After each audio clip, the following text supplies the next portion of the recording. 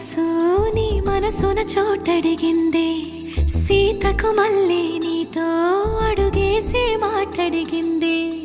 నీకు నువ్వే గుండెలోనే అన్నదంతా విన్నాలే, అంతకన్నా ముందుగానే ఎందుకు అవునన్నాలే. ఇంక పైన నీకు